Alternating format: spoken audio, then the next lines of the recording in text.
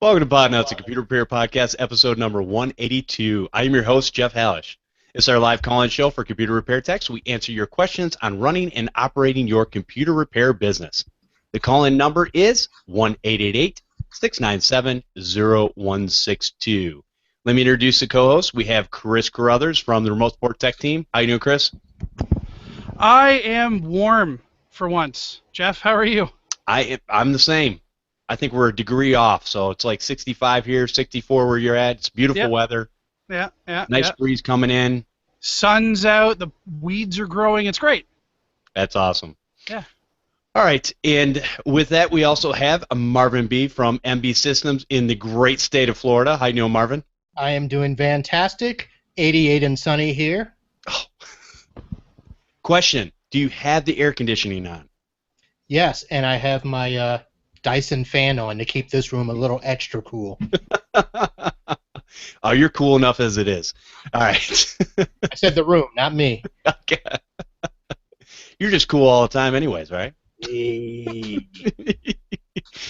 All right, Chris, why don't we start off since you weren't here last week. Why don't you share one tip or story with us that we could learn from? Yeah, so I would have to say that if you have a client that decided that a old laptop running Linux is the best thing that they can use for a QuickBooks data server, you may want to ask them to reconsider. Oh, do tell. Wait, Linux didn't work with QuickBooks? What? So, no, Linux works fantastic with QuickBooks, but the laptop's 12 years old. Gotcha. Okay. The only question that I was asked was, hey, can you come in and have a look at this and tell me what the best way it is that I can do to back up my QuickBooks server? And then I almost died a little bit on the inside when I realized that I'm pretty sure that's actually rust that's being spewed out of that fan right now. Now, they were using a laptop for a database server. Am I correct in that? Yes. Okay. Yes. So they're running QuickBooks on the Windows computers that they have in front, and then they have a Linux laptop running in the back. So not even a desktop that they could have been running Linux or something else on that probably would have ran better than that laptop.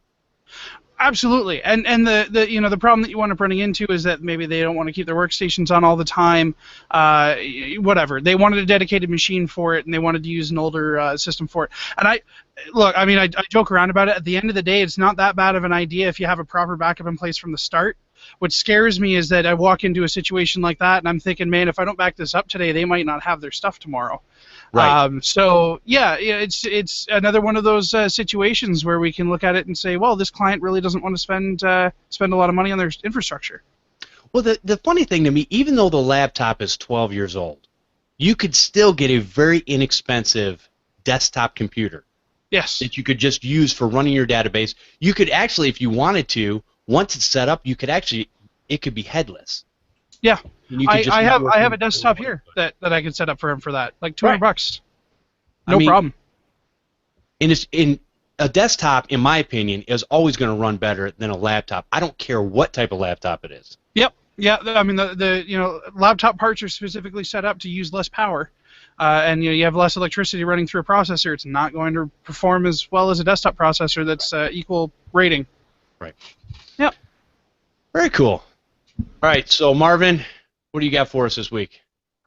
Nothing really major. I had my first fit with an update to Windows 10, even though it was not wanted.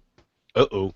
And basically, one of my customers that we don't monitor and aren't on any type of a contract, and she called as she was trying to stop the Windows from automatically updating, because, as you know, it'll now give you that big pop-up that says Windows will be installing in such and such minutes. Right. If you want to delay it, do so, and she couldn't quite figure out how to do that. So once it started, I just had to say, well, let it go through. You'll get to a point where you can decline and go back. And so she was a little hectic, but at least it didn't go all the way through. Okay. But I've been hearing more and more of those stories. A lot of people in the different groups are saying that there was even a technician, I believe, that woke up here over the last couple of days and their laptop was actually on Windows 10. Now, Yeah. I keep hearing this, so I've got a little irritated. So I pulled an old box out, and unbeknownst to me, it already had Windows 10 on it. But I had an old box that had Windows 7 on it. I was going to hook it up to the network, just let it sit there, do the updates, all that kind of stuff, and to see exactly what it does, because I'm still not. I know it's not very easy to close down the window once it pops up, and I understand if you don't read it, you could misinterpret it. Mm-hmm. You could install Windows 10. So yeah. I believe it's happening now. But it's not even just the window. I mean, there are times where if your computer is set to automatically do its updates overnight, yeah, it's going to happen. I mean, Okay. you don't actually have to see it happen. Here's what it's actually doing, because I'm getting very annoyed at this point with Windows upgraded itself to 10. No, it didn't. The automatic update downloaded, and it set itself to run the Windows 10 update on next reboot. And then you reboot, and it says, welcome to Windows 10. You hit next. Here's the license agreement. Decline or accept. Hit decline. And it doesn't install. And then in the last 2 weeks, I don't even have the actual, I can get the actual number, but in the last 2 weeks, I know that I've taken at least 3 calls a day, 7 days a week. My computer just upgraded itself to Windows 10. What do I do? And most of the time, they're just seeing that welcome to Windows 10 screen. I tell them, hit next, hit decline. Oh, thank God. Okay, it says that it's going back. Yep. But then you wind up with that one person out of the 10 that, because you hit it, didn't read. Right. And they just accepted the license. Remember, though, depending on your client, some clients, either we've gotten them conditioned to, if it's a Windows update, accept it. Right. That's okay. If it's something else, no. So, part of it is on us with not training our customers and preparing them for Windows 10. Now, I have to take a little bit of blame for that because that's a customer we don't regularly see. So I didn't think to check. And, the ones that are on our domains are automatically blocked. So even if they see the Windows 10 icon at the bottom, by the clock, and they click it, it's going to pop up and say updates have been disabled by your system administrator. Yeah. So I don't have to worry about that. But for those that are not on a domain, I did make an effort at the beginning of the year to try to go around to all of them, download the GWX control panel, uninstall, and do all of that. Anybody that I've got on my RMM tool, those updates were blocked or ignored. But this is one of the customers that she knows anything that pops up that she doesn't understand, she calls. We did have another one call the week before who isn't one of those types of customers. I probably hear from him once a year at most, and that guy will call up, after he's gone through everything. He's called up and said, hey, my entire computer's encrypted, and I'm on the phone with some guy from Microsoft support team. Oh, wow. What is wrong with people? I just gotta be like, okay, so hang up. Yeah, but he wants me to give him my credit card. No, just hang up. Yeah. Why do they even get to that point? Because they don't know. They don't know. Like, all they know is that their computer is telling them in that British woman's voice, because that's the new one now. It's a British woman's voice on that pop-up. Do not shut down your computer. Please call us right away at the toll-free number on your screen. And people panic. Now, admittedly, it's mostly been, people who are 40 and up that have been getting hit by this. Hey. Well, no, I'm not. Look, but we can't throw age into this. Okay. Do you want to go down that road? Because I've had people in their 20s. Yes, I have too. I said most. Oh, I accidentally called them. Accidentally. Okay. Yeah. But yeah. I'm at the point now where I've convinced my clients, my Carruthers Computers clients, listen, if there's anything involving your computer, call me. Don't call anybody else. Right. I would rather them call me and say, I can't get on the internet, and then for me to say, awesome, looks like you're offline, call your ISP. I'd rather take the 2 minutes to do that than to have to deal with the fact that, oh, somebody else remoted into your computer? Well, that's fantastic. Now I'm going to spend the next hour and a half fixing that.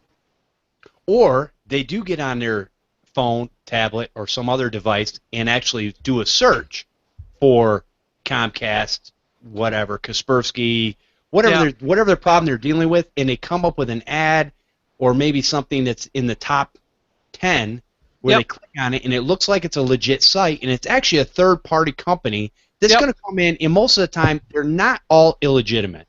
Some are actually legitimate, but I don't like the practices and the way that they do things. No, like if you're going to be a Microsoft certified technician, that's fine. I have no problem with somebody advertising that they're a Microsoft certified technician, but don't call yourself a Microsoft technician.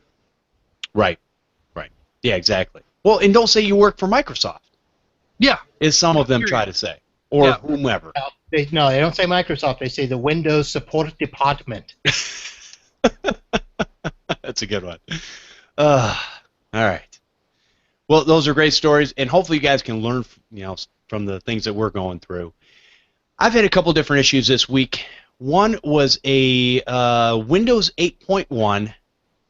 When this customer, their Outlook, Word, a Word document, Excel, whatever, they were opening up, it would freeze. Now, about a month back, we were having a problem with Internet Explorer. They would open up Internet Explorer, Internet Explorer 11, and if you opened a second tab, it would freeze. It had a problem. And so I noticed that they had done an update to Internet Explorer 11. It was a security update, so it's not something that I wanted to roll back. And I said, you know what, let's move over to Google Chrome for right now, and we'll look at this in a month and see if they do some more updates. They're having a problem, stuff freezing. Then it turned into iTunes, which iTunes for me on Windows freezes all the time. So I'm used to it. Anyways, I go in, I look at everything, I do a complete cleanup on this computer remotely. It's not a big deal, sitting there doing whatever.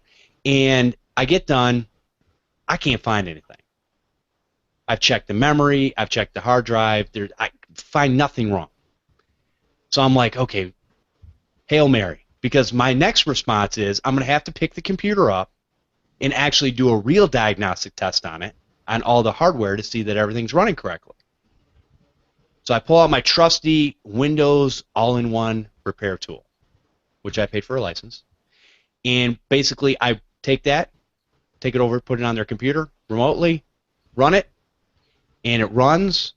It takes 24 hours to run the 43 tasks in the Windows all-in-one. I've never had it take that long. Now, it will take hours, not 24. So I'm like, it's running overnight. I'm just going to leave it. Actually, it was probably over 24 hours. By the time I contacted the next morning, it was still running. I said, you know what? Let it run. We'll see what's going on with it. And give me a little bit. So I think later that evening, I think it was full 24 hours. Later that evening, I restarted the computer. Mm-hmm. Started to open up documents and stuff. No problems. Went away. Closed it down. Sent her an email the next morning when I knew she would get back on it, because this was already after work hours. And I said, hey, if you have any more problems, let me know, but let me know how it's working. She said, everything was fine. So apparently, all the different resets that it did in the Windows operating system with that Windows all-in-one repair tool fixed everything. And I had run the normal gambit of tools on there to clear the cache and clean the temp files and all that kind of stuff, and none of that stuff worked. So the Windows all-in-one repair tool, thumbs up again. It saves me in these weird situations that I cannot figure out for the life of me. So, anyways, she's back up and running. I have an issue, and it may be somebody else that's more familiar with the HFS Plus system, file systems on the Apple stuff.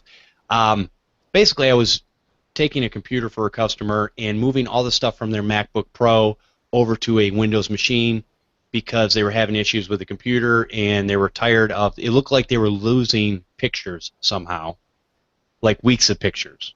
Not all of them, but they had a lot of pictures all over the place. So I moved that stuff over, no big deal. They have an old time capsule, one of the big flat ones, and there was 3 images on there, and 2 of them were corrupted. One looked like it was intact. Not sure when they ran it, how it was run, or whatever. So I basically pulled the image off, put it on a machine, on one of my bench machines, and loaded up Reclaim Me Pro. So now I'm in a process of trying to see if there's actual data, like usable data, inside of this time capsule, or inside of this image. So if anybody knows exactly how to look at that stuff, I mean, I can look at the hex and all that kind of stuff in Reclaim Me Pro, and I'm seeing there's data in there. I've opened up a few things, but I'm not sure that there's anything that's like relevant or important. It's like 330 gigs of data. I don't know if there's an easier way to actually look at the data on there. One of the other things I'm going to try that I didn't get a chance to because it takes forever to copy that stuff, especially when your MacBook's slow, is I'm going to take the MacBook with the image, because here's the other thing that's weird about this. I had to take the image from the time capsule and actually put it onto the MacBook Pro. And then then I could take that file and move it. So what I'm going to try to do is I'm going to see once I was able to move it to the desktop on the MacBook Pro, I'm going to see if I can actually open it up and see what goes on there. So I'm just looking for if there's a tool or something that somebody knows about that I can look at the file system just to see what's actually in the image, or what the best way to do that is. That would be great. Yep. It's called HFS Explorer. Okay. I've heard of that before. I just threw a link up for you there for it. Awesome. So I've used it multiple times, and actually most recently I used it when a Mac died, but the hard drive was okay. Okay. What the tool lets you do is it lets you use a Windows machine to read the Mac files. So I just pulled the hard drive out of the Mac, put it in the toaster, and ran HFS Explorer. It shows everything that's on the hard drive. You can scroll through it like it's a Windows folder, and then I copied everything into Dropbox and sent them the Dropbox link. Now, see, I can do that with all the files from the MacBook Pro, because that's what I use Reclaim Me Pro for. Is I was able to open it up, and it scanned everything. I was able to pull the information from the user folder out, no problem. Those I could see. Okay. What I couldn't see was inside the time capsule image that it made from that MacBook Pro onto the time capsule. So I'm not sure how to exactly get into, if there's an easy way to get into the image on that image to get into the files, because there's thousands of files there. That would be interesting to see if it would read the image. Shouldn't you be able to read the image on the MacBooks itself or any of the Apple products? Isn't that the way it's supposed to work? Because how do you check your images, or how do you check that what's being backed up on the time capsule is actually what's there? I don't use time capsule, so I know. And so it's I always use third-party backups because I don't trust operating system manufacturers to do a proper backup. Well, it's not so much that. I don't care if a manufacturer is going to do the backup, but the one criteria I have when doing a backup is you need to be able to let me go into the system and see the actual files. Like Acronis lets you do that, right? Yeah. You can go in there, you can look at the file system, Carbonite, all these different backup services will do this. There are certain backup services that you can't look in there. I just always thought that you could look in the Apple image on the time capsule to see if you can actually see the file system in there, not just that, hey, we backed up an image, it's 330 gigs, but we don't know what's in there. Yeah. So, you know what? Unless you hear something from somebody else, if you find something, let me know. I'll see what I can find, though, because, yeah, I've never even come across that question, to be honest.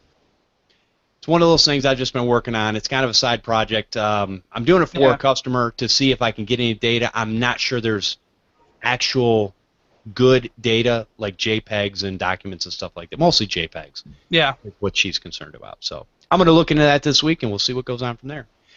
The third and last thing, I know we're going a little long, is I just ordered a Ring doorbell. And for those of you who are not familiar, Ring is not an advertiser or anything like that, but I wanted something so that when I was in my office and I'm actually working on other projects or playing a video game or just goofing off. Video games. Yeah, pretty much both. And so I wanted something that I could, instead of trying to hear the doorbell with my big headphones on, 7.1 surround sound, I wanted to be able to hear or see when somebody comes up to my front door. So if I'm waiting on a customer, I don't just have to sit there and do something that I can't play a game or something like that. So I bought a Ring doorbell. I bought the smaller version because it's wired. I knew I wasn't going to do the battery stuff. So I hooked it up. First one died on me the second day. Oh. Now it's a brand new product. It's the Ring Pro, Ring Doorbell Pro. And it died on me. But I will tell you what, I called customer support, told them what was going on. They checked everything. No, it doesn't look like it's working properly. They sent me another one out. I had it a couple days later. Sent me a package. I put the old one in there, dropped it in a mailbox. Boom, no big deal. So I was like, this is cool. Now I've been using it, and it's awesome because you walk up to my front door, and the motion sensor will see you, and then you go to press on the doorbell. It not only rings the doorbell on the outside, but it rings it on the inside, and it will pop up on your phone, tablet, on the Windows 10 machine using the Windows 10 app from the store. It's awesome. And it makes my life so much easier. If somebody's dropping off a package, I can actually see them dropping off a package on my porch. If somebody were to walk up and take a package, I would see that too. So, there's some safety features that I like that are built in. Yep. And you can actually, if you answer the door using the Ring app, you can actually talk to the person on the other side. Hey, what do you want? Hey, get off my porch.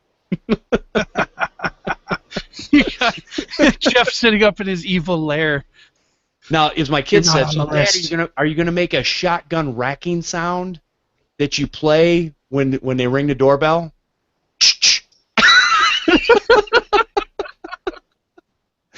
I said, that is funny, but no, I'm not.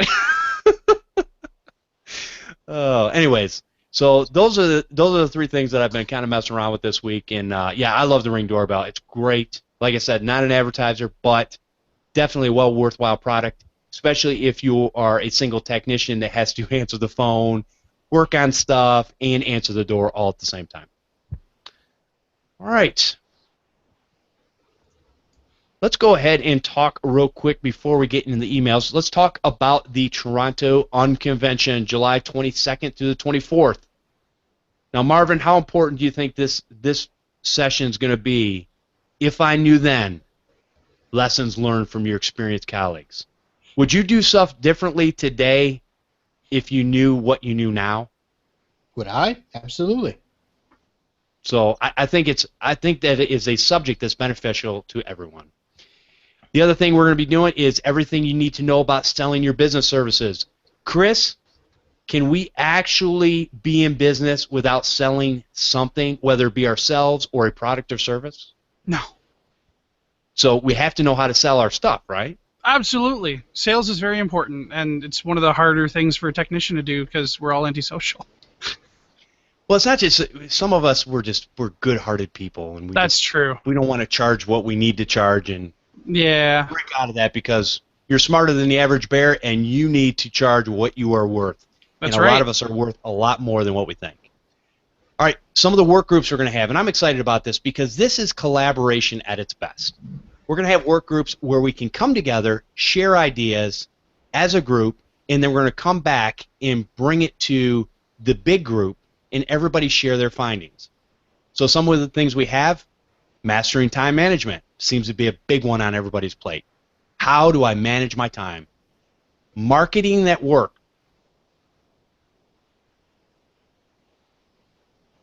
Oh. 10,000 flyers out on car windows or in mailboxes illegally or whatever. But the proper way to market and what you can do, your best bang for the buck. The third one is going to be pricing strategies. Again, coming back to a taboo subject, pricing. What do I charge for each and every service that I present to my customer? We're also going to have Sunday, we're going to have a couple labs. The Essential Network Toolkit put on by Master Fluke himself, Marvin Bee. And also, Matthew Rodella is going to do a thing on improving your web presence. And again, just do a search for computer repair websites out there, and you will see that there's a lot of computer repair websites that I don't know how they pull in any customers. Some don't really care because maybe they don't pull in their customers that way. But if you care about pulling customers in via your website, not including you, Marvin, then you need to work on your things. Marvin's website looks beautiful, but when I first met him, it looked like it was stuck in the 90s. 1997. Woohoo! So, anyways, those are two exciting labs we're going to have on Sunday. Breakfast, lunch, and snacks will be provided, so you will not go hungry. And you know us tech people, we love our food. Invest in yourself, in your business. That's all I'm encouraging you to do. $200 for this type of information, this type of collaboration is a small amount of money to give, and it's tax deductible. So this will be a great way to get together with other like-minded individuals where you can share and just be a part of the process, not just sit back there and just kind of listen to what's going on. It's going to teach you. You're going to be able to engage. It's going to be worth your while. So there's only 100 tickets. Get signed up as quickly as you can. We'll have a link in the show notes. And again, if you use my link, just know that I get a little kickback from that. And I encourage everybody to sign up and get over there. And plus, you get to meet me. I mean, in person instead online. And Chris and Marvin also. Yeah. But no, that's worth $200 in itself, isn't it? Jeff's a little shorter in real life than he looks on camera. I'm 5'9". I'm average. I'm definitely shorter than you, that's for sure. Yeah, a little bit. All right. So definitely sign up for that July 22nd through the 24th, 2016. Get your passport or enhanced driver's license, and we will see you there. All right. Let's move into some emails. All right, this is one that's been a thorn in my side, but hopefully this will help some people out here. Windows 7 updates. Hi, Jeff. I've been having issues with Windows 7 updates on new installs like many other people, as reported by you and by Mike Smith on the Mike Tech Show. Well, this morning I got this newsletter email from askvg.com, and it seems like Microsoft is finally addressing the issue in a way that should really help us in the IT community. Here is the article with the details, and I will have a link with that in the show notes. I haven't tried it yet, but this is going on a new PC as soon as I get time to image one this week, so I can test for myself. MS broke the update process on Win 7 real good last year, and up until now they've done a very poor job of addressing it. Hopefully this will work as advertised. Thanks for all your hard work you put into Podnutz. It doesn't go unnoticed or unappreciated, I assure you. Regards, George. And what George is talking about is they have a Windows 7 roll-up of all the updates for Windows 7, and this was as current as all the way to April of 2016. So you can go, and there's 32-bit, 64-bit, and 2008 Server R2. Any one of those ones that you need to update from a fresh install, you can run that as a standalone exe, and we'll see, but it should solve a lot of the problems we've been having with waiting on the Windows update. And it didn't take that long to download, which was amazing to me. All the updates from the original Windows 7 install all the way to April 2016, and it took me no time at all to download these 3 files. So it was less than, I want to say 5 minutes. Now maybe it just goes out there and parses some information. I'm not sure, but I'm definitely excited to try that. So we'll have a link for that in the show notes. Check that out. All right. Question about blocking malicious websites or website filtering. It says, hey, Jeff, so we've been getting tons of customers lately who are getting the annoying, your computer's infected, call this number immediately pop-ups. Since the pop-up itself isn't technically harming the computer, our AV product, WebRoot, doesn't block it. WebRoot would block a malicious download, which is fine, but as it stands, we have nothing that protects our customers from these pop-ups. What solution do you and the gang recommend to block these? We've also run into a problem with WebRoot's policy on removing PUAs. There are some they will remove by default if you have the auto remove PUAs policy enabled, but they're not removing some that we see causing problems most recently. They seem to be very inconsistent with what they will and won't remove. We have tools that will remove these on a per scan basis, but we're looking for a proactive solution if there is one you can suggest. As always, thanks so much, Joe. Thank you, Joe, for the email. What do you guys got? Is there anything out there that can stop some of this stuff from coming in that's popping up and making our customers call that 1-800 number? Well, if you have a proper managed antivirus, you can control that from, your server. But if you don't have anything like that, then AdBlock Plus has been pretty effective for my non-MSP clients. Okay. Because it blocks almost everything that it sees as an advertisement, and those pop-up ads are ads. Gotcha. Marvin? Well, I use a combination of, most of my customers are using SonicWall, so we've got content filtering on there, and 2 of the categories are adware and advertising. So we can actually block those that come up, and that, I mean, I don't know a percentage to tell you of how much it's blocked, but I know that all of the customers I have on the SonicWall products are not getting those. It might be some of the stuff that's included also with OpenDNS. You can also block a lot of that. And then Max Focus Web Protection. So I don't know what the numbers are. I just know that I don't get a lot of those from my customers. Now, do you still get some? I mean, because obviously there's no foolproof way, as far as I know. It's like the crypto locker or anything like that. Is there? So you're still getting? Are there still some that are coming through, regardless of the protections you have in place, or because obviously these things are changing and morphing all the time?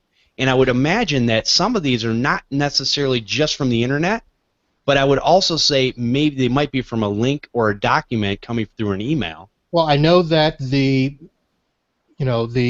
trigger loads for the new Locky, and actually there's another one out there now that are coming from just simply they're an email with a fake invoice zip file attached to it. So that's got to be a combination of your spam filter in your email product. Mm-hmm. But yeah, it's the problem is they come in such a bulk number that you could block 1,000 of them in a day, but yet 2 could get through, and it just takes one customer to click the link, and there you go. Right. So I mean, it is a game of numbers. That's one of the things that they're counting on, is that most of the products just aren't robust enough to catch each and every thing. But like I said, the customers that I have with my SonicWall products, I just don't have. If we're talking about the web pages that just come up with the 1-800 numbers, I haven't seen that. Okay.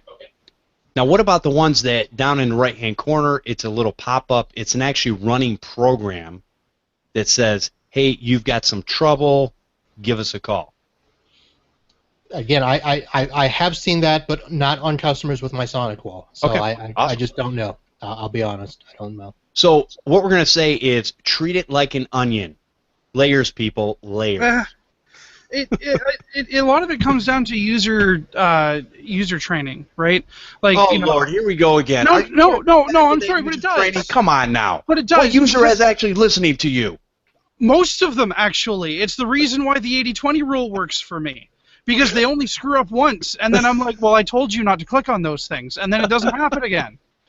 Like, I have my users trained so that if my company name and my company logo and my company information isn't on there, it shouldn't be there, let me know. That's what I have them trained to do. That's good. And they do it. And like those pop-ups, right, the ones that you can't close, hey, call this number. Right. That computer's probably not even infected. All right, no problem. They call me, I kill the Chrome process or whatever program they have open, and then run a scan. Tell, hey, if you see it again, let me know. Right. And that's it. It's 2 seconds. So, no, you cannot 100% protect a system that's on the internet or has USB ports. You can't. There's no way to do it. We're all going to move to Canada because apparently your customers are smarter than ours. Yeah. Come on up. Absolutely. Hey, we'll be there in July, so there you go. It's either that or I have them so scared to use their own computer that's what's going on. No, don't do that. No, I agree with you, Chris, 100%. User training, and a lot of times I do tell my customers the same thing, especially the ones that I'm managing, is I'll tell them, listen, if you see something that's out of the ordinary, you don't understand, just pick up the phone and call me. Don't call somebody else, and it helps. But there are still customers where, again, that fear factor comes in, that thing pops up and says, hey, something's wrong with your computer, call this number now. And people will just, in a panic, do it without even thinking. I remember, now, you get these phishing emails from like PayPal and different things like that, right? Not that PayPal's sending them out, but somebody trying to act like PayPal. And it's on these, I've had them come in on these weird accounts. Now I don't get spam on my regular accounts, but these accounts are different accounts. Anyways, what happens is I've even been in there where I've clicked on something that said, hey, there's something wrong with your PayPal account. And I use PayPal all the time. I buy my parts. I use it for buying things, whatever. So my PayPal account is important to me, right? Yep. I can tell you, even as a end user on my end, I had to stop for a second and go, no, that's not legit. That's not even to the right account. Because in my head, it almost brought up that panic. Oh my gosh, I need my PayPal account. And so you have to stop and think. Well, for a lot of users that don't know those things and they just use the computer for getting on the internet and checking their email, they're like, it's scary. In my opinion, if it scares me, it probably scares them even more. No, you're right. And what it comes down to is conditioning them that if they're scared, call me. Now, I'm open a lot later than most people are, right? Like, I'm open 7 days a week. I'm open 13 hours a day, every day except Sunday. Sunday we're open, whatever, X number of hours. So I have huge availability for these people to call. And I've made them comfortable with the fact, because I don't charge them for that call. Right? And I know what a lot of people are going to say for that, like, well, no, you should be charging for every call. But no, because then I rope them into the MSP. Because they're calling me with all these questions. Well, you wouldn't be nearly as worried about this if you had our protection, right? So, anyway. Because you'd be proactive, yeah. Right. I have them set up so that they either call me or email me when they see something like that, and they get a pretty quick response. So I do a lot less work taking those calls than I do if I had to fix the mess. Right. I agree. So there is a way to do it, but you have to be consistent. You have to put out the newsletters. You have to remind them. And I mean, Kabuto has been one of the ways that we've been doing that because of that little pop-up, right? So, we've really been just putting ourselves in our client's face and saying, we are the people that you need to talk to, not whoever this thing is telling you to call. You know what? You just gave me an idea. What I'm going to do from now on, since we talk about scare tactics, I'm actually going to tell my customers, listen, if you call any 1-800 number before calling me or do anything in regards to trying to get something fixed that you know nothing about, I'm just going to put you over my knee and spank you. Oh my God! Think about that. No, that's not. But what I will tell them is that if you get a pop-up on your computer telling you to call a toll-free number, you have no idea who you're calling. Right. If you really want to call that person, I'll give you the number. I have a list of phone numbers that I'm more than happy to take a look at that. Hey, I got a pop-up on my computer telling me to call Microsoft. Okay, well, I can guarantee you that's a scam, but if you want the Microsoft number, I'll give it to you. And here's something else people need to think about now that I'm thinking about this. There was a situation where a customer basically had a wireless connection problem with their laptop. They called up their ISP, and the first thing I asked them, where did you get the number for the ISP? From my bill. They still get paper bills. Okay? Called the number. The ISP goes, nope, there's nothing wrong with our system. Our modem's working fine. Wireless is up and running. No problem. Let me transfer you to somebody who can help you. And they transfer them to, like I said, not an illegitimate company, but one of these third-party remote services based anywhere in the world to help her with that problem. Right. And it's like, so you've got to be careful with that. Even going inside of a company you trust can actually get you out to somebody that you know nothing about. Right, So, and when you give your credit card number over the phone to your cable company, there's not really a whole lot stopping the person from running down that credit card number. Right. I worked in that call center. I know that you'd be able to do it. Okay, Sure. So you're right. There is never going to be that 100% security, even if you are calling the right number. And there's nothing that we can do about that, but we can definitely help to prevent the ones that are preventable. we can't pull out fingers and toenails? You could, but that's not going to stop them from dialing the phone. All right, let's move on. I think we've beat that one to death. All right, so our last email, and this is going to roll into our subject for today. All right, this says, "Hi Jeff, I have a question I was hoping you could answer. I've been running my computer repair business for 4 years out of my home, and I only have experience with residential clients. I know next to nothing about MSP work or where to get started. I was hoping you or someone on the show could point me to the resources to learn everything there is to know about MSPs and getting into servicing business clients after being a residential guy for 4 years. Thank you so much, and as always, stay awesome, guys. Gabriel." Thank you, Gabriel. Appreciate that, and that's from Kenmore Computers. All right, so our subject for today, kind of rolling off of that, this email made me think a little bit. We talk about MSP, we talk about break fix, we talk about all these different things, and sometimes we kind of just touch the surface. We don't really dive deep down into what they actually are and what they actually mean. So I wanted to take the time in this show to be able to do that for you guys.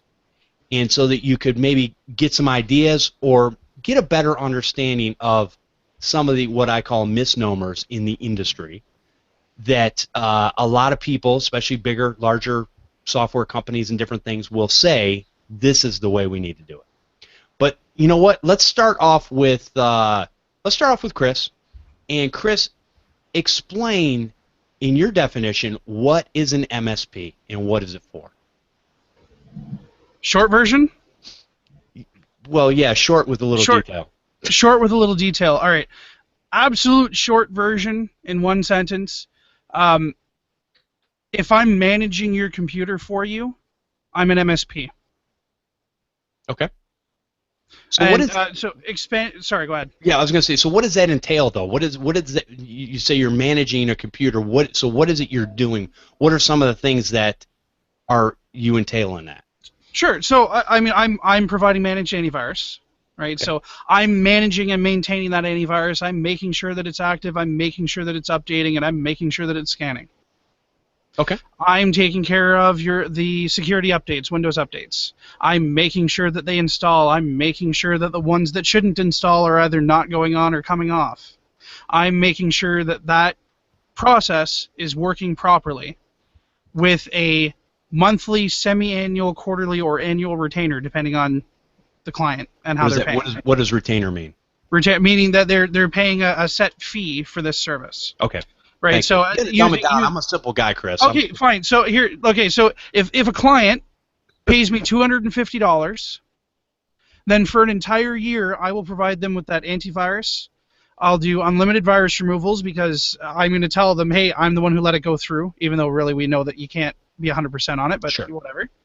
I'm taking care of those updates and fixing update problems for that year. And it just, I'm doing general monitoring. I'm monitoring their hard drive space, whether or not their hard drive is getting too full. I'm monitoring the hard drive health, so if there's smart errors coming off. Right? So I am keeping an eye on that computer to the best of my ability to make sure that that computer is running properly. And if it breaks or if something happens that isn't covered under the plan, then we can quote them on the fix very, very quickly because we already have all of the system information. We have the system logs. We have everything that we need to be able to do that. So for me, that is a managed service provider. It's somebody who is monitoring and maintaining a computer to make sure that it is working properly, or a network or a server or a printer or whatever it is that you're monitoring for that client. Okay. Very good. And so you can be proactive and yes. notice problems before they happen and be able to take care of it before they do things like lose their data. Right, like preventative maintenance. That's my good.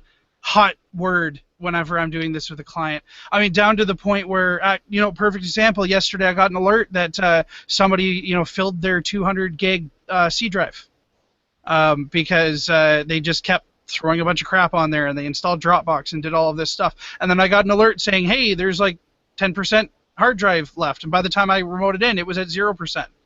Ooh, that is a huge problem. Sure. That computer is not going to work tomorrow if I don't fix this right now.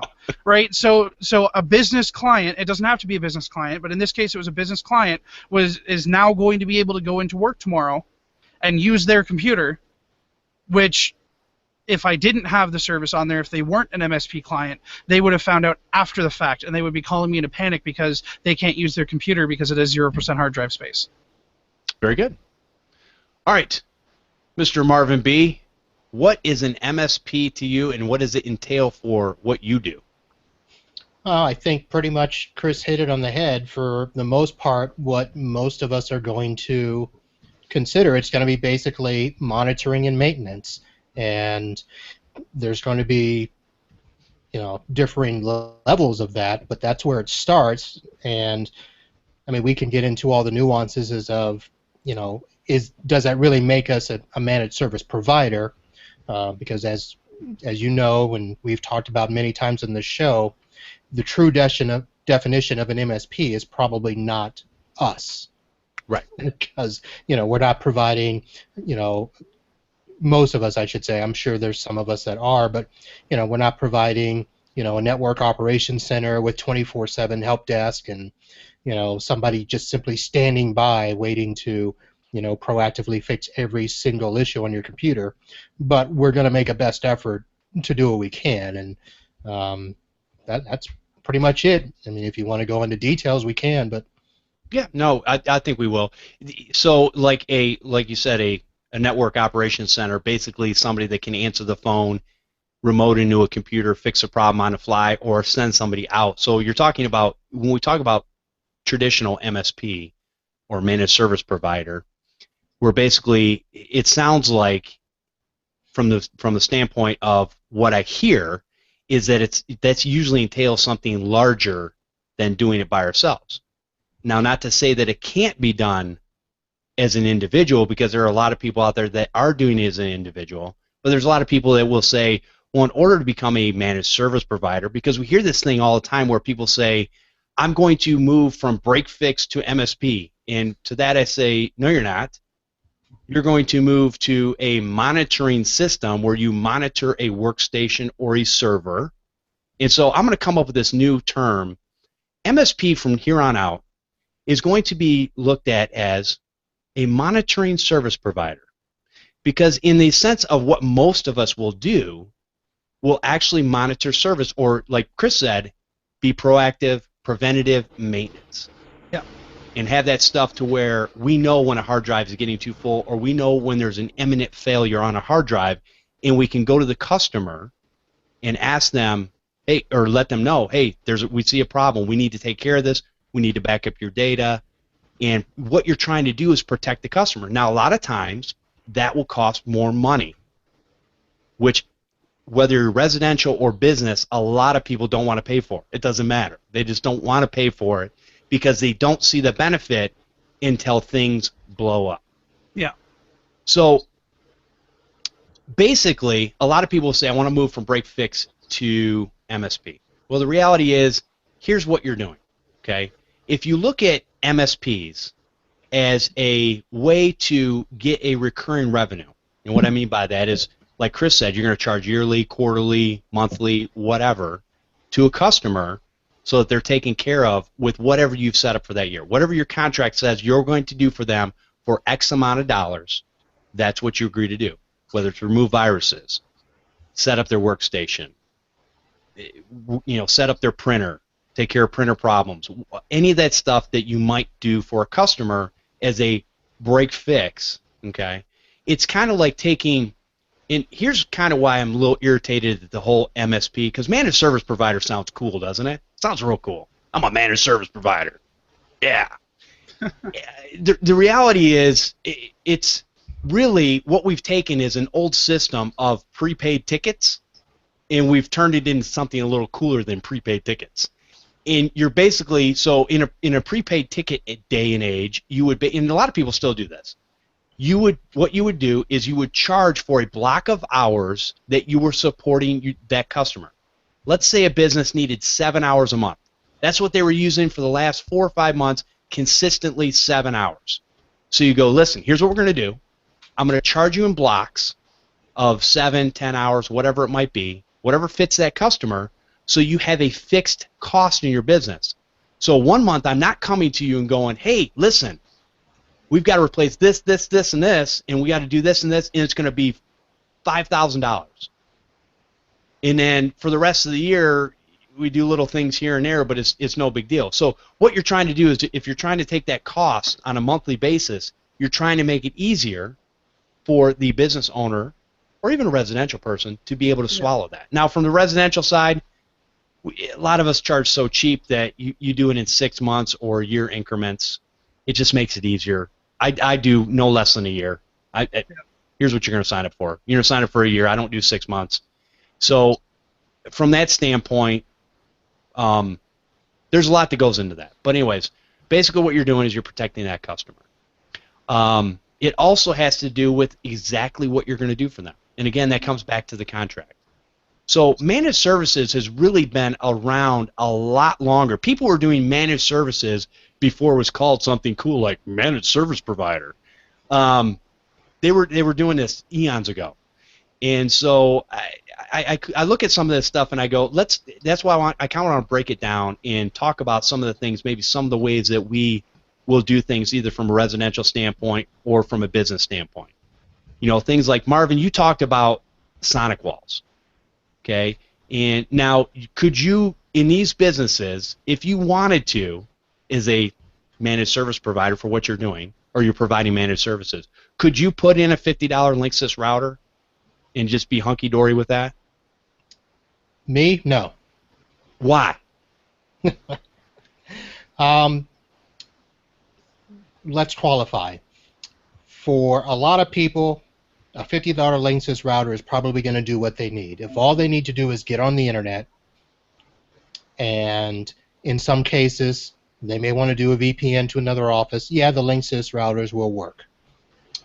They do have a lot of the features, you know, port forwarding and stuff like that. The difference is when I went to SonicWall years ago, it had so many more advanced features that were specifically geared towards the businesses that I was working with in terms of, you know, being able to do the secure VPN, being able to do all of those services in terms of gateway antivirus protection, intrusion prevention, internet content filtering. There's a whole bunch of other things that go into that. They also will have dashboards inside of them that will tell you what the traffic is for that. But the real kicker for me is I had it to where I've got a product called a GMS appliance, where not all of my customers that have Sonic Walls, but about half, are actually set up to where my GMS appliance is getting monitoring event logs from those routers. So that any point in time I can simply, from here, open up my console, see all of those SonicWall routers, and it will tell me which ones are working, which ones are up and down, which ones, you know, the subscriptions are expiring. I can schedule firmware updates from them. I can pull up bandwidth reports. So if a customer calls me up and says, hey, my internet's slow today, well, the first thing I can do is log on to that management console, and I can see, okay, hey, look, one of your offices is downloading, you know, the 7th season of Bones. Has that happened? Yes, that happened. That seemed a little specific not to. So in terms of what I can do as a quote-unquote managed service, you know, I don't really call it that, but in a sense, that's what it is. It's something that I can monitor. It's something that I can set up to where I didn't have it for that customer, obviously, but that can be set up to where if the bandwidth gets above a certain level, I get an alert. Sure. You know, just like if a customer gets hit with a virus, I get an alert. All of that stuff can be set up and maintained and monitored remotely, which I think is really, if you want to get deeper into what a managed service provider, or you know whatever we call it, most of it should center on the fact that it's something that we can remotely monitor and maintain from our office. And you know, whether it's their router, whether it's their computer, whether it's their server, it needs to be something that we can see what's happening at any given point in time, and if there is an issue, respond to that issue without having to go there. Yep. Now, obviously, there's a lot of things that happen that you gotta go. You gotta have a truck roll. So, you know, going back to what you were talking about before, where people are trying to distinguish moving from break fix to MSP. You know, if you're going to be, you know, in that MSP space, you don't really get rid of break fix. If something goes down, you're responsible for it. So the question is, what level of responsibility are you taking for that?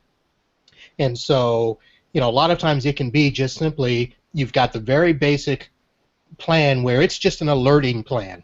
we set up automated tasks to automatically update your Microsoft stuff at 3 o'clock in the morning, and we know which patches do or do not get installed.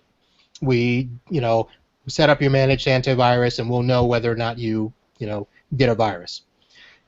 But you can have it be where it's very basic, and then anytime you got to do something, you're going to charge for it, or you come up with some sort of plan that will allow for, well, yeah, we'll cover you up to this point. If I can take care of it remotely, it's part of this cost. Whether that's $20 a month per station, $50 a month per station, $100 a month, whatever that is, you've got to come up with your plan as what is part of that managed service, something that you can manage remotely from here. But go ahead. I was going to say, going back to I'm just thinking about the router. And I'm thinking about what you said as far as having the sonic walls, the different things you can do, one management console that you can go into and see what's going on, Right. getting alerts and stuff like that. Now, if you're doing managed services for a business and you have that cheap Linksys $50 router or whatever it is, they change all the time. The firmware changes. They all suck as far as trying to troubleshoot and figure out what's what. So how much time, when you're saying I'm going to do a managed service on a monthly basis, I'm going to charge them X amount of dollars, are you going to put in a $50 Linksys router and actually manage that router? Or is it going to fall under the break-fix category? That makes sense. If it's a Linksys, if it's anything other than SonicWall, Fortinet, Cisco, I mean, I don't see how you can put it under a managed service. Now, some people probably do. They probably say, look, you pay me $50 a month, and whatever happens with that router, I'll take care of it, and that'll cover me, remoting in and doing the firmware upgrade. That'll cover me coming out and, fixing it if it goes bad, if I've got to reconfigure. I mean, you can roll any package you want. Right. But in terms of actually managing it, it's a matter of can you manage it. Now, I don't know. Linksys may have some sort of console that you can do that. I don't think so, and back when I was using them, I couldn't find it, and frankly, not in the $50 range. No. $250 to $300 range. And those are the customers that sort of. probably wouldn't pay you to do it anyway. Exactly. The business customers that I have using the SonicWall, they're paying because they got to be up. Right. They got to run, and they're for the ones that I've got that are connecting multiple offices, they're paying me to watch those connections to make sure they stay up. Right. They're paying me to notice any changes in bandwidth, because if they can't operate, if they can't replicate their data, if an office in Orlando can't connect back to a SQL server in Fort Lauderdale, that's an issue. And part of my point to this whole thing is a lot of times you will hear people that say they're managing an office, maybe it does have a $50 Linksys router, they're managing the workstations and whatever for a fixed amount, and things go bad, and all of a sudden they're dropping everything, and they're in stress mode all the time because they're like going, oh my gosh, they need to be back up and running because the customer's yelling at them, you need to get this up and running, and it's like, no, because you didn't put the things in place that would make both of our lives easier. Yeah. So therefore, yeah, we'll get to it when we get to it, but if you're not going to put the stuff that we recommend in place that's going to help your uptime and help us to be able to troubleshoot it quicker, there are no emergencies. Well, at that point, you're just talking about somebody who's doing a prepaid contract like you talked earlier, Yeah. or a retainer, Right. but they're not really managing. They're in that emergency room mode or the fire engine mode where, yeah, pay us, and if there's an emergency, we'll respond as soon as we can, as opposed to proactively monitoring and maintaining, Right. which are the two big components from our standpoint. And just like I said, if you're going to laugh, but that freaking lock life alert commercial or whatever it is, why monitor something if you don't fix it? No, for sure. And on top of, like, there are ways that you can do this so that 7 hour, like if I'm going to use your 7 hour a month client, right? You have a client that's consistently doing 7 hours a month with you, and they're paying you, I don't know, X amount of dollars, right? If you can go to them and say, hey, listen, you know what, this is how much you're spending with me a month right now, I'll tell you what, I've got this service plan that I want to start, right? And I'm going to include 7 hours a month into this service plan. If you go over, it's going to cost this much an hour, but I'm going to include 7 months, and you're going to commit to this. And I'm going to knock $150 off of what you're paying me right now. They'll take it. But then you can be preventative on these issues that are coming up and track your time accordingly. Right? So instead of spending 7 hours fixing things, you can spend 4 hours keeping things fixed. Which means that these clients aren't getting into the emergency mode in the first place. You're spending less time on the client while making around the same amount of money, so your revenue per hour goes up.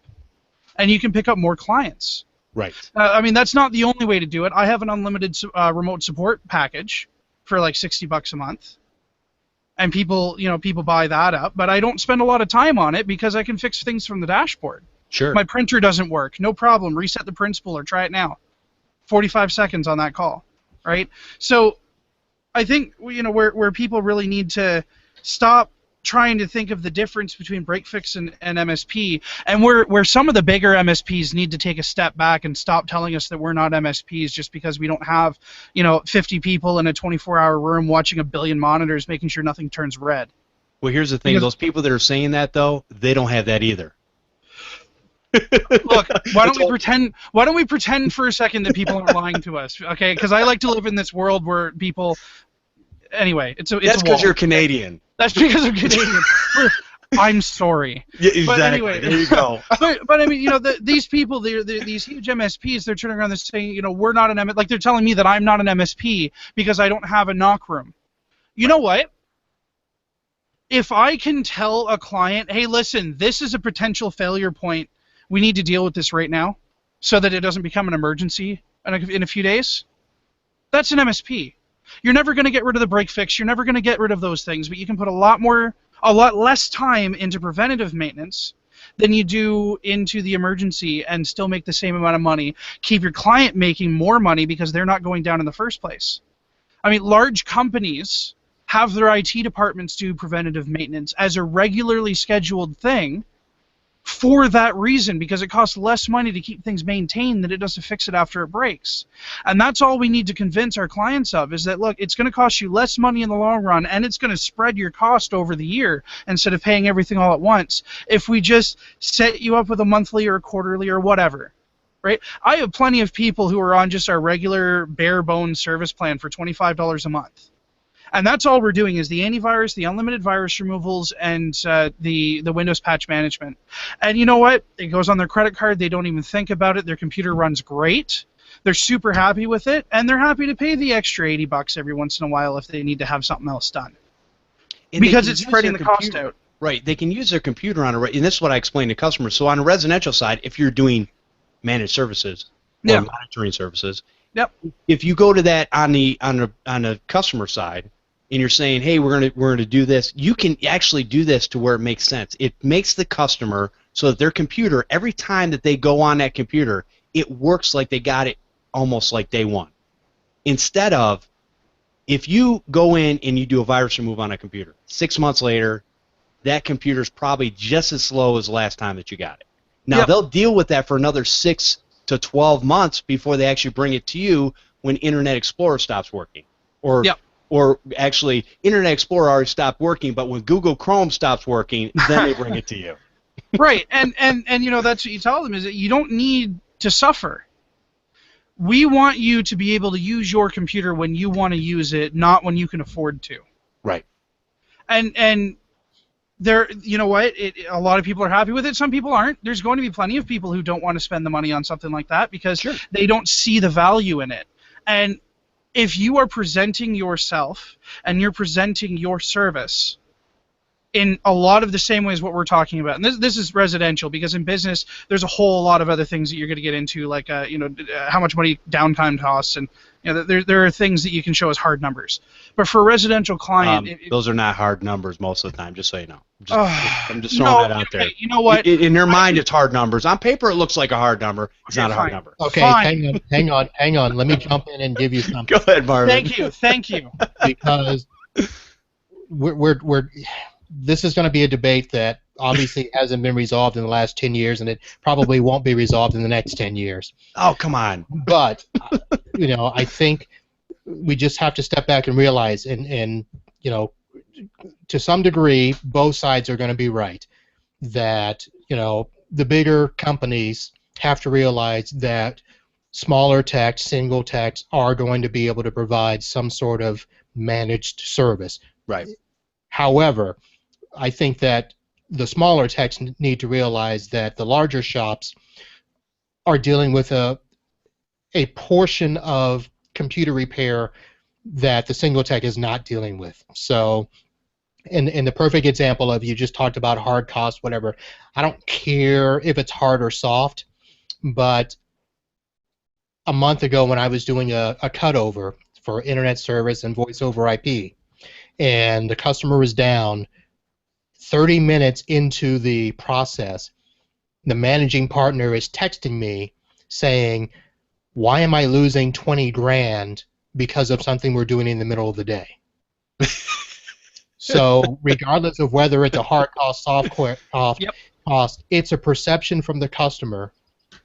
Oh, great. Uh-oh. Is his ISP dies. Okay, so I know where he's going with this because I've experienced it. Do you want me to? Yeah, go ahead. Going? All right. So are you still there? Oh, I think he's frozen. No, he's completely frozen. I'll watch his face if he starts moving again. But I mean, he's absolutely. Oh, there he is. There he is. Okay, go. So Comcastic, guys. We love Comcast. Oh.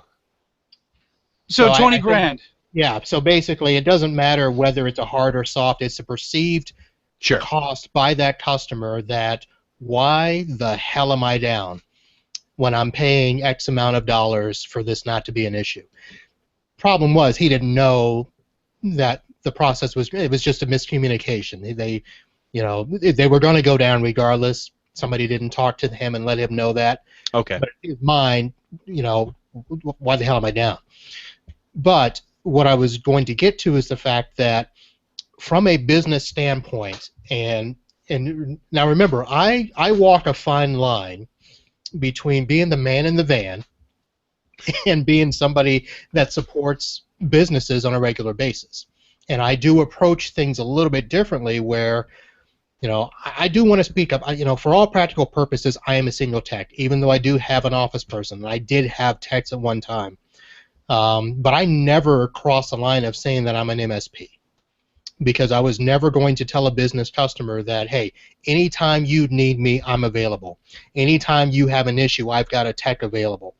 And that's where a lot of the larger companies get a little upset, because they've seen smaller techs, independent techs, and we've dealt with them as well, because part of the problem that I have is I think I've been in business long enough and done a good enough job that for some guy to come along and try to undercut me in cost, undercut me in support, and tell them that they can provide the same service that I can provide, and then they screw it up and make us look bad. Yeah. I'm sorry, that pisses me off. So I get the same way when I see a technician, whether it's a single tech or a company that just started up and they've got 5 techs and they're claiming to be a managed service provider, but they suck. And that's, I'm sorry. I know saying something sucks isn't really a good take, but we understand what you mean, though. Yeah. Yeah. There's a whole quality issue that we've got to deal with in terms of managed services. So, whatever we call it, whatever we do in terms of monitoring and maintaining a customer, we've got to stand behind whatever it is we do. Well, and I think that's a good point. You need to be able to know what you can do at what level. So if the most that you can handle as a single technician, let's just throw a number out, is a 10-person office, let's just say. And that's anything above that is just going to drive you nuts or is just not worth it monetary-wise, then understand that and go ahead, okay, I'm going to go ahead and take these 10 and below is what I will deal with. 10 and above, maybe a medium-sized company will take that, 100 to 300, whatever. So you need to know, I agree with you, Marvin, you need to know what it is you can handle. And if you can't, just understand that that's okay. There are other things you can do to make money where you don't necessarily need to land each and everything, even though it looks like a golden opportunity. Sure. And you're, I mean, you also need to make sure that you're not picking up clients that, you know, just look good and then they're going to cause you issues. And I mean, overstretching yourself and taking on larger clients than what you can handle, or writing into a contract. Everything needs to have a contract.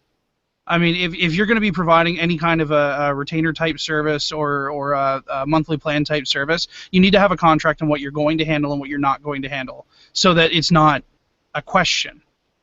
Because if you write into that contract that you're going to be there within 4 hours, and then you go to visit your parents out of town, and you can't get there in 4 hours, you better have something in place. Right. And that is where, in my experience anyway, because here in town, I don't have that much competition. I have a few large companies that I have to contend with, and then a bunch of single techs that don't do what we do. So when I'm looking at my competition, I'm looking at 4 separate companies. And what I'm not going to do is say, oh yeah, I can do the exact same job that they can, because they have 5 guys and they're open 24 hours a day. I know that I can't do that. Right. But here's what I can do, and it's priced reasonably. I'm not undercutting anybody. I'm not promising the world. What I'm promising is, look, our system does this. Our system does this 24 hours a day. And if that alert comes in at 3 o'clock in the morning, I'm going to see it at 9 o'clock when I'm going through my emails in the morning. That's what I'm going to promise. Right. What I'm not going to do is I'm not going to say, hey, listen, not only am I going to make sure that I'm there within 4 hours, I'm going to make sure that at 5 o'clock in the morning when I get the alert, I'll take care of it right away. And when you go down, here's the contract penalty for me. Here's how much money I'm going to have to pay you if I screw this up, because that's what they're going to be looking for. And you're right, you need to have those things in place, letting them know, so that there's proper communication on both sides. Yep. So they know what you're responsible for, you know what you're responsible for, and there's never any doubt about what it is you're providing. Absolutely. And I think a lot of people will just start off with managed services, and they just kind of willy-nilly go, hey, I'm going to do this, that, and the other for you, and not understand the amount of time and effort it actually takes to do that.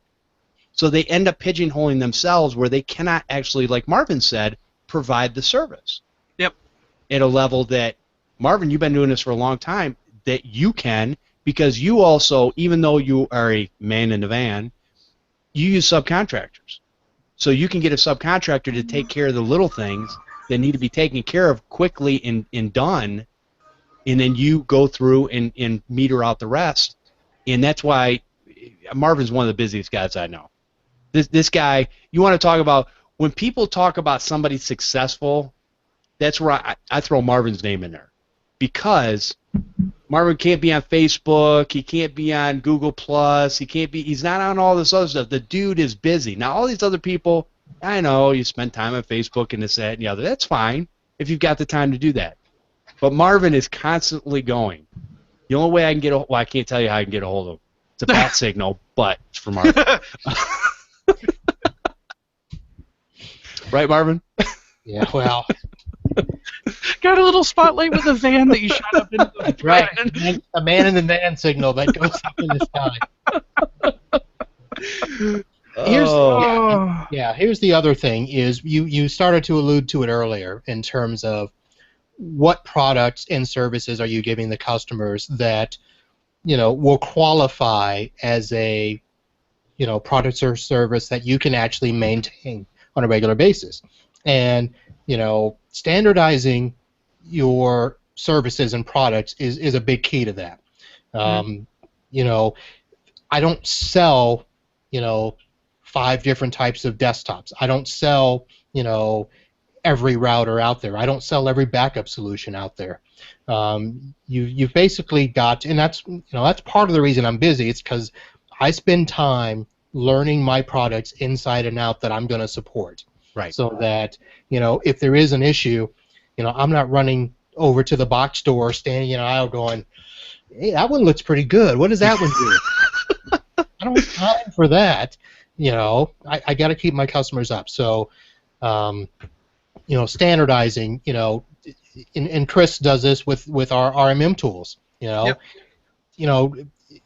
You know, guys are jumping around from tool to tool to tool because they're trying to, you know, pinch a penny to make more money. Look, you've got to find the tool that does what you need and stick with it, or learn it, because I think a lot of times the tools will do more than what we give them credit for. Right. If you give it time and learn it properly. And I'm sorry, there's a lot of stuff in there, but no, I know, and we've kind of talked about it before. Where, yeah, again, the whole thing, pinching the penny to make more money. You know what? Go out there and get more customers, and that will bring you more revenue than trying to save a couple cents here or there. And it amazes me at what people. I mean, even guys, I don't really even start to bat an eye. You know, I remember when you talk about discounts, buying parts, different things like that. I don't even bat an eye until it gets for parts that are a few $100s. I don't bat an eye if it's under $20. I don't care. Whatever. Shoot, on my hard drives, I get my hard drives between $59 and $72 depending on when I buy them, and I buy them a few at a time for what I need for my business. Yep. And so what? I make a little less on that hard drive that I bought for $72 instead of $59, but it's the same consistent drives. I know those drives. I haven't had any problems with them for both laptops and desktops. They just work. So again, stop trying to nickel and dime everything. Now, and don't go overboard and get every tool out there. No. Get what you're going to use, and like Marvin said, learn that tool inside and out, so that you can actually be good at your craft, and not be again, jack of all trades, master of none. Yep. We're all not good at everything, unless you're me. But most of us are not good at everything. Most of us aren't, Jeff. No, none of us are, and that's the reality, right? So we want to go out there and be able to provide the best service that's going to protect our customer and help them, and also make a living doing that. You need to have all those things in there. If one of those is missing, everything's off balance. You'll get frustrated if you're not making enough money, and then you overpromise and underdeliver. Your customer's going to get irritated because you don't have the bandwidth to be able to take care of them from point A to point B. Yeah. So don't do that to yourself. Look, and that's why I was talking to Marvin earlier about the whole router thing. We were talking about how all the routers are different. I could buy a Linksys router over the last 10 generations. Every one of their firmwares is different. They're not the same because I've been in them. And so to sit there and troubleshoot something for a customer, especially even if it's a small shop. Let's take a smaller example, because Marvin, I know you deal with lawyers' offices. Let's take insurance salesmen, okay? Usually a little bit smaller offices.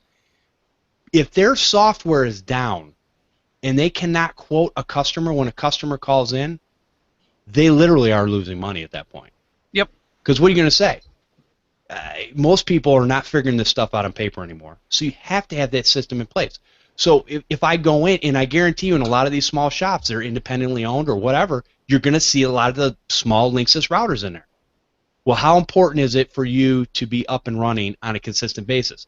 It's very important. We need to put something better like a Sonic Wall or a Fortinet or something like that, so I can monitor it and maintain it over a period of time. And if something starts to go bad on that thing, I probably should have another one that I'm able to swap out. Marvin, how does that work as far as like the Sonic Walls and stuff like that? Are they, as far as warranty work and different things, do you keep one on hand that you can swap out, or do you not really have problems with them? Do you see signs of them failing before they actually fail? I've probably had one fail in 12 years. Knock on wood. Thank you very much. This will be the worst weekend in the world now. No, but I do keep a spare handy. And for most of the customers, that obviously we keep them under warranty, so that if something does happen, we can get one. If I can't get it, we can get it overnighted from Sonic Wall or whatever. But what I also do is, you mentioned insurance, because I've got an insurance company that they're not on any of my plans. They're not a retainer. They're not a maintenance. But they have a Sonic Wall router because that's what I sell. Sure. And even though they're not going to be on any of my contracts, I know that if I have to go in and troubleshoot something, at least I know the router. Yeah. Right. So that's another thing that, if we're not talking about a big jump for somebody where, they're not able to do those types of things, just start with something that you can standardize and start selling to all your customers, so that at least you have the same thing everywhere and you can, in a sense, treat it like a managed plan. Yeah. There are cheaper things. Now, what's a standard Sonic Wall run? Well, they just came out with a new line. It used to be you could start around $385.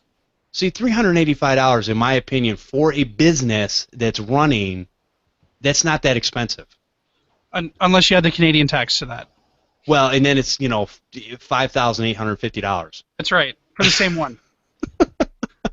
You know what I'm saying? So a lot of us will we'll go, oh no, hey man, I can get you up. Here's the lie, right? I can get you up and running. I'm going to go down to the big box store. I'm going to grab a Linksys router or whatever. And there's nothing wrong with Linksys routers or anything like that. Don't get me wrong. They're fine for residential and whatnot. I can bring you that thing and we'll get you up and running, no problem. I'll configure it, make sure that everything's going on right. And then when your 3 workstations get compromised and they get viruses, I'm going to come in, I'm going to clean those off, and I'm going to do it. It's like, no, you could have actually avoided a lot of this stuff by prepping the business, prepping your customer beforehand, getting the right tools in place. Now, is the software or the firmware on the Sonic Walls, are they all the same no matter what level you get? They just do different things? Or similar, I should say. I know they're not going to be exact. You're talking about the interface, right? Yes. Yeah. Yeah, the interface is similar, and based on the model, you're going to get different feature sets inside of them. Some of them will have a few, a few more whistles than others. So, if you're getting the $400 router, it's not going to be getting the same as the $1,400 router. Sure. But then you get into a product line where you're tailoring a product for a business. If you're doing, a company that's got to have so much bandwidth for their VPN and stuff, then you jump up in class for those types of things. So Sonic Wall probably isn't the best example of that, but for me, in terms of standardizing what I support, whether they're on a managed product, plan for me or retainer, and again, it's all changeable. Basically, the concept is, are you break fix or are you a monthly recurring income client for me? That's all it is. Monthly income, and how much am I responsible for, in terms of making sure that everything stays up to date, and if it goes down, how quickly can I get it resolved? Yeah. And with those Sonic Wall products, I know that I can, if they're less than an hour away, and something bad happens, I know that I can go out to the, to the warehouse, grab a router, get over there, and get them back up and running as soon as I can. I don't guarantee that, but that's what I do. Your best effort, and your best effort is probably better than most people's best effort. I hope so. Obviously, you've been in business this long. Let's talk about something, and this is what has happened to me, and it's a little minor issue, but here's something you have to think about when you're thinking about going the monitoring service provider route. Yes, I coined that term, so you guys can use it. Okay, so with that being said, I had an issue with 2 different antiviruses. Okay, one just happened to be the RMM tool of choice. The other happened to be a trial that I was running from a company that sent me the thing. And basically, I'm gonna say the names just so you know, but Viper and Stopzilla. I know a lot of people are gonna go, Stopzilla. Their antivirus product is no worse than the rest of the junk out there. I mean, it's okay, it's fine, it does its job. But here's the problem I ran into. And when you're doing a managed service, whether you're selling that antivirus to a customer, okay, or you are monitoring them. Now, people have different definitions on this of what they will provide and won't provide when they sell a product. Both of these actually quarantined 2 files on 3 different Windows 10 machines. And what that did was that broke the actual Windows 10 store. Yep. Okay? There's no fix. I did everything from the registry edits to using the several tools to reset the store from top to bottom. Nothing. The only thing I could do, you can either do a restore or reset the computer, which I had nothing on these machines. They're bench machines, not a big deal. One I'm still kind of playing around with to see. But anyways, after even unquarantining these files and putting them back in, Windows Store was still broke. Now, was anything else broke on the system? No. But we also know that sometimes when Windows things are broke, okay, that could be a point of exploit. So, and from my standpoint, if my product that I sold you or provided you broke something, even though I'm not responsible, technically they are, right? The person providing the antivirus or putting it together. I'm still responsible because I sold it to you. And so I'm just thinking, if I had hundreds of computers that were sitting on here and they were all Windows 10 and it broke their store, I would feel obligated to go fix those. So let's say it only happened to 25 computers. And I've got to go in and I've got to basically do a hard reset on all these. That's time and money that I'm losing right there. Because no matter what I've provided in my contract, as far as, hey, here's what we're going to provide. If my stuff breaks something, we're going to take care of it, and here's the cost. And so my point is, you need to count the cost because things like this will happen.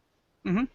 And you need to be able to have, because if your hourly rate is, let's just say $80 an hour, and you look at 25 computers, and I'll be honest with you, the reset went beautifully. Windows 10 works awesome as far as that goes. Still takes time. Okay. Now Windows 10 is a little bit easier because it actually will roll the updates into itself as it's doing a clean install. It's beautiful, but it still takes time. So I'm charging $80 an hour. I've got 25 of these machines I got to do. How much revenue am I losing? Because I might have charged them $250 a year for this service. Now, the reality is, in something like this, could I have let that Windows Store go? Absolutely. 99.999% of the people do not use the Windows Store. They don't care. But from my standpoint, as for what I do, I don't think that's right. So I can't leave that broken. So I've got to go in there and I've got to fix that for my customers. So my point of all that is count the cost. Make sure that you know what you're charging, because a lot of people will try to do these services, even for the residential side, and they'll charge a low price. And that might be fine until you have something kick you in the butt like this, and you're wasting a lot of time that's really not billable if that's how you build it in your contract. So. And I agree with you, but that's also why these types of services are a numbers game. And I know I've mentioned this in previous shows, but it is a numbers game. And I mean, I'll even use your example, right? So let's say that. Up. Well, no, but I want to use your example because it's already there and I'm lazy. So at $80 an hour, let's say it takes 10 hours for you to fix those computers because you can work on more than one at a time. Sure. Okay. So at 10 billable non-billable hours, but at 10 what would have been billable hours, that's $800. Okay. If you have 100 people or 100 computers on a $250 a month plan, and say about 20% of that is software costs, you still are in a huge profit margin for that. That's like still a $20,000 a year. Take out your $800, and let's say that happens a couple of times out of the year. I still see you making $14,000, $15,000 a year on that you wouldn't have made on the labor part of it, right? So, yes, you're right. Absolutely, 100%. If you only have 5 people, or just those 25 people, if everybody had that problem, and you had 25 people on a service plan, absolutely you're going to lose money because the numbers game didn't work for you. And that's the time when you either have to buckle down and grow it, which is what I did. I just kept growing it and kept getting more clients doing it and kept getting more computers in it, and eventually the numbers work if you're doing it right and if you have it set up right. Or you need to hire a service to do it. And I mean, I'm not just talking about me. There are other companies that do managed services the way that I do it on a white label basis. And sometimes it's cheaper to do that, especially if you don't have a lot of clients yet. Yep. So, there are ways to balance it. There are ways to make it work. But at the end of the day, you have to realize that, look, you're gambling.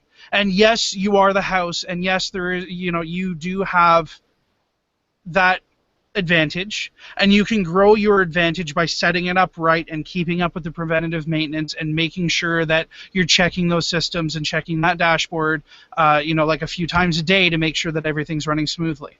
So you can stack that deck so that it almost always comes in your favor. But you need to build the deck first. Well, even outside of that, though, the numbers you were using, like $250 a year, right?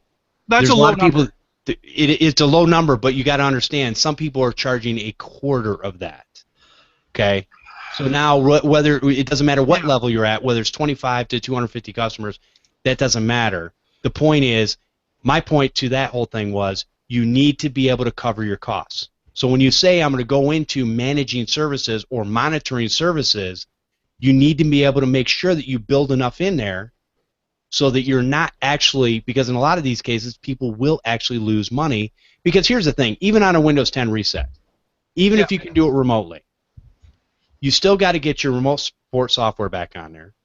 You still got to interact with the customer. So we're talking, this is a bigger headache. You're not going to travel to all these different locations to do it manually, because that would take even more time. Yeah. So make sure that, and my whole point was, make sure that you're billing accordingly. When you say, I'm going to do this for your business, here's what I'm going to charge you on a monthly basis. Make sure when everything goes bad that you're still on the positive side of that, or it's not worth doing. Don't do it. No, you're right, and I'm agreeing with you, but I'm also saying that, don't just rely on your price being high enough to be okay, because that can still screw up. You need to defer the risk. You need to make sure that I agree with at the end of the day, if something really big happens, that you have put yourself in a position to be able to handle it in a short enough time, or have people to handle it, so that you're not losing those billable hours, so that you're not coming out in the negative. Because it doesn't matter how high your price is, if you're not set up properly to handle it, you're still going to lose money. Yes, no, I agree. But I think everybody's going to start off somewhere, and the point is, even when you're doing that, so like you said, it is a gambling cost, but you're still going to put some things in place that are going to help you out. And like you said, there's things like your service where you can do that, where you have you basically pulled everything together under one umbrella, which gives you more sway with the different products and services that you provide, and the man hours to be able to take care of that. So there's definitely different ways of doing it. Just one of the things, if you start off low, what ends up happening is, even when you expand that out, even when you have the numbers, if you're still charging that low price, it's still not going to matter. You're still going to lose a lot of money. And so just be careful, count your costs. That's probably the one comment to make that goes back to the email, that the gentleman asked, or I forget if it was a gentleman or a lady, but in terms of, moving from break fix to MSP, thinking that that's going to, solve all the issues. Because I know that most of the reason that people want to move from break fix to managed services is because they think that not having to chase the money is the issue. Right. I can just get my customers on a contract, and I don't have to go earn that money every day. Sorry, I'm just going to say you can't think that way. You still got to go earn the money. Sure. Yeah. You still got to provide the service. It's just a matter of, do you leverage all of the tools available to earn that money in a much better and profitable way. So, being able to do not just the management of the automatic updates and the antivirus, but if a lot of times MSPs, the large boys will talk about, do you provide disaster recovery, as part of your managed service profile? Most of us are going to say no. Because we'll get people on backup and we'll put it into the cloud, but that's not real disaster recovery. So, you got to be careful if you run into those types of scenarios where you're providing those services just to say you're providing a managed service. In talking about that, because you use things like Datto, right? Datto is one of the services out there, there's many, that has an actual disaster recovery, bare bones, getting a server back up and running, from the cloud, all that kind of stuff. So here's what you're going to find at the lower levels, or what I'll call is the smaller businesses out there, as far as your customers. A lot of them, and even a lot of the medium business are not going to pay the disaster recovery prices. So understand also, my point about all this is understand that when you ask a customer a question on what their pain points are, what really hurts them in their business, downtime, this, that, the other, losing files, when you create and put together solutions for them, you need to figure out, okay, what they're willing to put up with. Because a lot of times they'll go, yeah, I want this, this, this, and this, and you go, okay, here's the price, and they go, I'm not paying that. Yeah. And then you go, okay, so what is not as much of a pain point that's on this list that you want to pull off, and we'll do something a little different. Well, I've got to have all these things. Well, here's the price. Well, I'm not paying that. Well, we're in an impasse then, because here's the reality. Here's what's going to cost to make sure that you're up and running all the time, building widgets or doing whatever you do. That's our job, to make sure that you're doing that. So there are tools in place that even us as small people, even us as a small guy, can actually get access to data and different things like that. But just know what you're doing. And remember, it doesn't have to be a quote managed service to do that. So, don't think the buzzword is what's going to be. I mean, I think Chris, you alluded to something earlier that I'll talk about. I didn't use RMM tools, 15 years ago, but I still had customers paying me a monthly retainer. Right. Yeah. Where I did that. So I didn't use, SonicWall and Datto and Open Mesh. I mean, I didn't have those standardized, Wi-Fi things, and all those other services. And I mean, I've been talking with Mike Smith, who, I've been allowed to say this, but Mike Smith has just been engaged with Chris to do his first RMM tool. So for the record, I didn't bring it up. No, I talked to Mike. He said I could do this. All right. But, Mike Smith has been as successful, I mean, being in the business quite a long time on his own, right, and being able to support his customers, and, and starting to, he's known that, RMM tool would help him in his business, but he has been doing a lot of those services in terms of, he just, the other day talked about a client that, he fought tooth and nail to get them to use, Shadow Protect for their backup. Right. Yeah, I remember that. Yeah. And because he knew, the nature of their business and the fact that they had to have a proper backup. So it wasn't that he presented them this big magical, managed service solution, but he could have. But it was something that he found the right product for them, and convinced them that, look, you want a proper backup, you want a proper recovery, then you need to do this. And he talked about it just last week, where that saved their butt, right? Because somebody deleted or something happened and they lost a file or directory or whatever. So we as technicians just need to don't think that managed services is the magic bean. No. Right. There are ways that it will help us do our job better. But it's all about using the proper tools, the proper services to support your customers. Yeah. And one of the last things I want to say, because we've been this is a long subject, but free is not always free. So in other words, when you are actually charging a customer to do something, whether it be on their network, a workstation, or whatever, okay, I say this lately. Make them pay for the proper tools to do the job right. Don't just go, hey, I've got this free product out there, and I can put this on your computer, and you'll be good to go. Don't do that, because that doesn't help you as a person. You're taking this free stuff, you're making money with it that somebody's provided. Most of the time, if you read the EULAs, basically for residential use, help people out. Now sometimes they don't care and they'll let you do commercial and whatnot, but just be careful with that. And Anyways, that's all I got to say about that. Anything else? Any other closing items before we end off the show, guys? I Yeah. think, go. Go No, ahead, go. Chris. Okay. Nope, go ahead. Yeah. I know I had touched a little bit on it before, and we're talking about having like the difference between a retainer client and a managed client, and that's great. Just whatever it is that you guys decide to do, and I really can't stress this enough, have something in writing.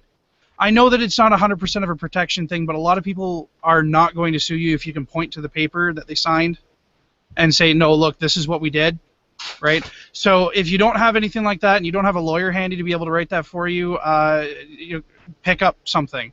There's the technical computer repair business kit.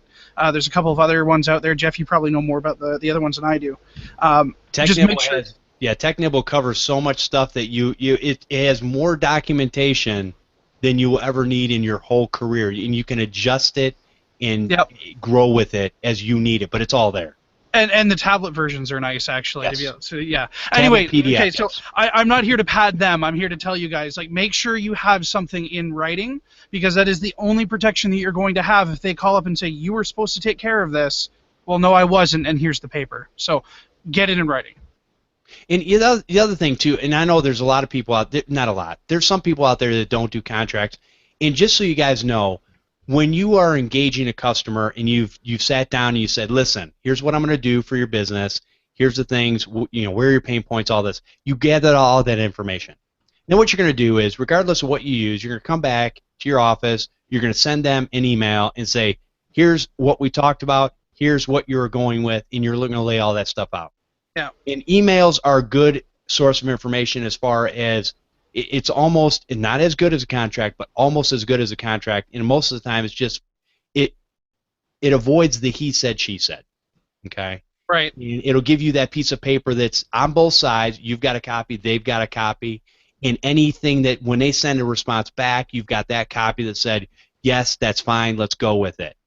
Okay. Those are going to be, even though they're not signed, they are, because they do have a digital signature of sorts going through email, because that email account is attached to said person that said okay. So, but to me, it's far easier to have that piece of paper and whip it out, the piece of paper, and give it to the customer and just go, read that, sign it. Yep. Or services like Sign Now, because I do a lot of my clients. I haven't even met some of my clients in person. So we have Sign Now, so we can email them the contract. They do the digital signature, and the finalized copy comes back. And one more thing with that, we keep going on and on. On my website, basically what I've done for my remote customers is I have a login that's through Repair Shopper. It's attached to my website. They can go in, fill out their information. They can actually sign it using their mouse. You actually do a physical signature, clicking a little dot, and just drawing your name. And it actually looks pretty good.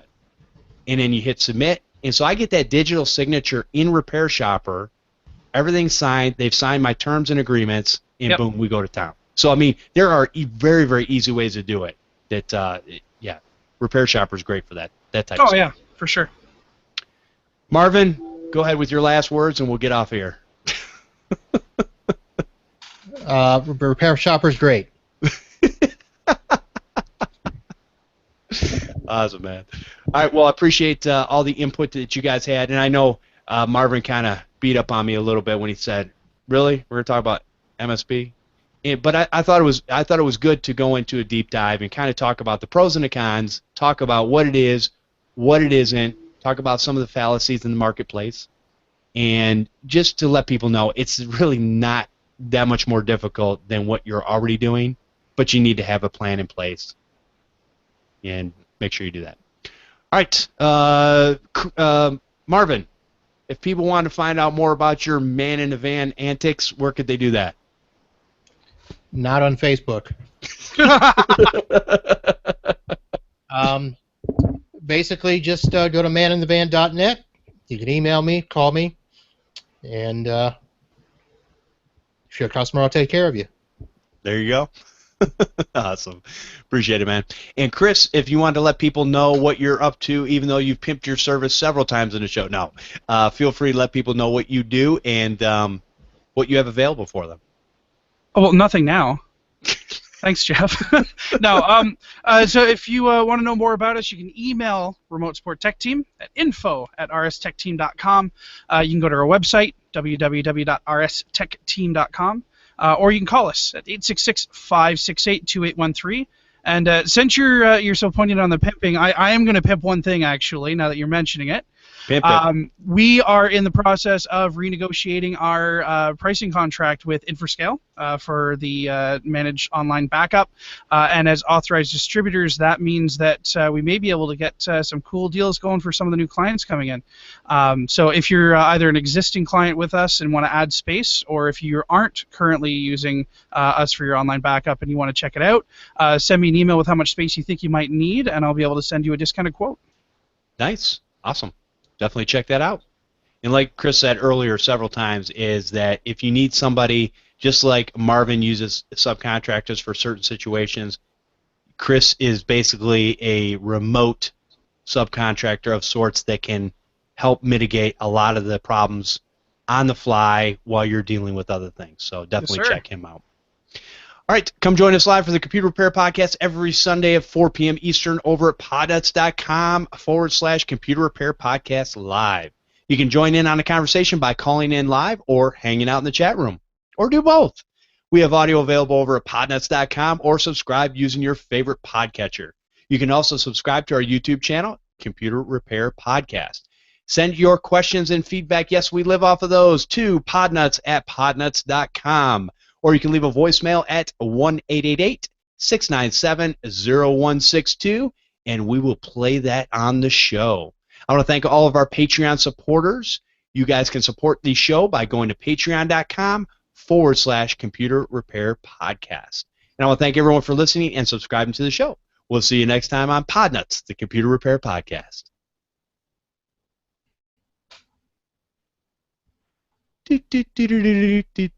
Oh. That is not how that song goes. Oh, no, that's my own version. Dun, dun, dun, dun, dun, dun, dun, dun. Come on. Let me see if I can find it here. So let's see. In my many hard drives, repair podcast, Podnutz music. Let's see.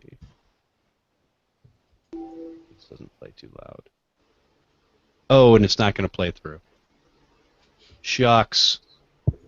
I would have to switch my my audio.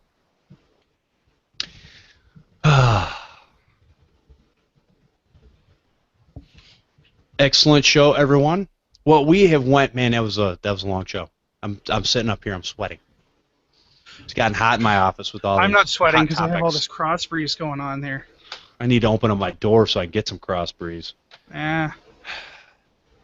Anywho, all right. Well, I will. I think we're going to go ahead and, since it's been such a long show, anyways, we're going to go ahead and end the show off, and we will see you all next Sunday. And yes, I know it's Memorial Day weekend, but we're going to be here anyways, and we'll share something that you either come up with or we'll just make something up. Have a great week.